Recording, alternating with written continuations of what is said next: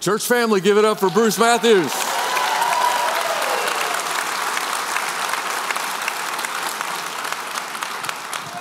Awesome, awesome. So glad that you're here today. Glad that Bruce is here as well. If you don't know, Bruce has many accomplishments to his name, had great success in pro football. I'm going to list these things that he has accomplished real quick here, but as I do this, just keep in mind that any of us, if we had one of these things happen to us, we would probably have a party, and we would probably have a T-shirt with our accomplishment on front of it and wear it around with a sense of pride. But check this out, okay? Bruce, you were an All-American at USC. You were drafted 9th overall by the Houston Oilers in 1983. Yeah. You played every position along the offensive line for the Oilers and the Titans franchise during your career. You were a 3-time Offensive Lineman of the Year. You started 292 of your total 296 regular season games during your NFL career, and started all 15 playoff games during your career. And I believe you never missed a game because you were injured. Correct. Missed a few because of a contract holdout, greed, if you will. Okay, very good. I think Pastor Tim has preached on that. Yes. Confession is good for the soul, brother. And I'm glad you didn't hold out for more money here too today. So let's see here. Beginning in 1988, you were selected to the Pro Bowl, and every season after that, for the next 14 consecutive seasons, selected to the Pro Bowl, which I believe is the most ever appearances, or ties the most ever appearances for the Pro Bowl. It was tied, and then Tom Brady just passed me, but due to his marital issues, I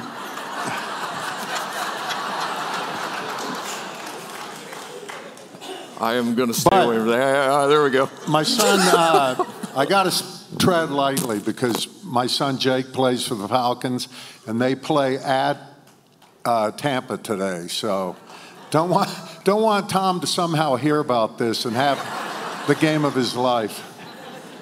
Very good. Okay, you were also named first team All-Pro 9 times, All-AFC 12 seasons. You getting this, guys? How amazing this is. You were selected as a guard to the 1990s NFL All-Decade team. In 2007, you were inducted to the Pro Football Hall of Fame. Amazing. You were named as one of the NFL's top 100 players of all time, and just last week, you were inducted into the Houston Sports Hall of Fame, which is awesome. And for me personally, the coolest part of that, the guys that are going in the Houston Sports Hall of Fame with me are Calvin Murphy and the Big E, Elvin Hayes. So to me, that's like, wow. That's cool. And Bruce has been a part of our church for, I'm guessing like 13 years. He's been a part of our church, which is awesome. Do you know? I do have collated notes from every sermon. So there we go. So. But for a long time, which is awesome, and it's been wonderful to see him around here every week. And you also have one more accomplishment. You became a granddad for the seventh time. Thursday night, Lottie Mae Worthen, our second granddaughter, 7th overall. Grandkids are awesome. The old adage is true. Had I known grandkids were going to be this great, I'd have had them first. And I think it was Wednesday when she was born. Not to correct you, because I don't want to tussle, but you're correct. I am correct. Thank you. Thank you. I will wear that as a badge of honor. So she was born Wednesday, and then Thursday he's supposed to come here and do an interview on stage before the sermon. And guess where he was? He was here, which is amazing. But I appreciate that. I just want to say that out loud today.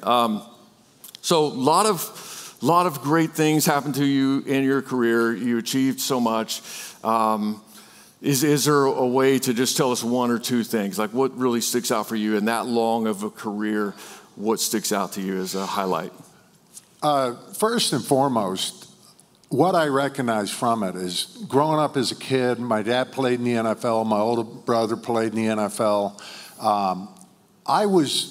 I felt like I was behind the scene. I was able to get behind the curtains and be involved in something that I never could have imagined. So to me, immediately, it became apparent to me that this was a God thing. And I'd love to take credit for it. You know, I did win the lottery in terms of looks and hairline and stuff. Well, at least compared to Tim. Oh, thank you, thank you. All right, we're done. We're done. Thank you for being here. But in terms of biggest and most dearest memory of my career is playing against my brother Clay 23 times. He played for the Browns, was a defensive player, outside linebacker, always my favorite player, loved game week versus the Browns or Falcons because our offensive coordinator would stand up there and go, yeah, we got to really keep an eye on Bruce's brother. And I'm sitting there like, yeah, that's right, my brother. And then, sure enough, I give up a sack to him one game. And after the game, he said he felt bad about it, but I never truly bought that. But playing against your brother and having the opportunity to see firsthand how much he was loved up in Cleveland, to me, it was like just one of these amazing experiences that, again, like I said, I'd love to take credit for it, but it definitely was a God thing.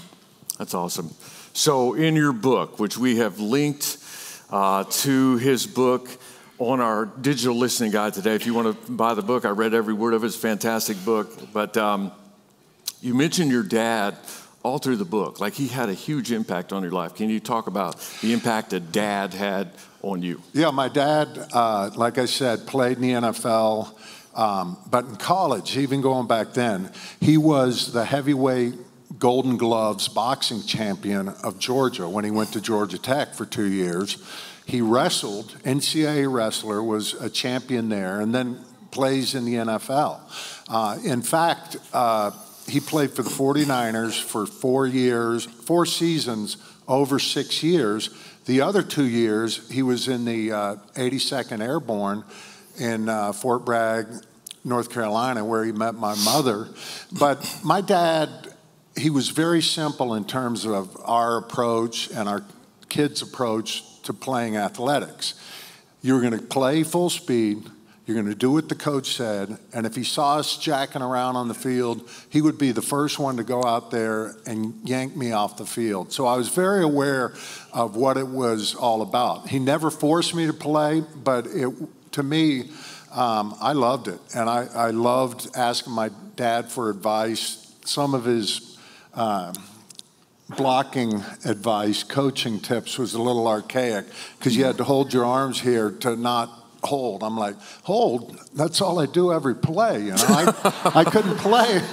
But, yeah, I love my dad. He was very successful in the corporate world, and he had his issues as well. But to your point, I have amazing respect for him. Yeah. So in the closing line of your Hall of Fame speech, you thank Jesus, and actually early on, you thanked the Lord and talked about the Lord throughout, but you said this near the end of your speech. You said, I've never been more aware of how much the Lord Jesus Christ has blessed me and loves me than at this very moment. And I want to thank him again because that is where the credit is due. Now, thank you for saying that out loud in front of a worldwide audience, first of all.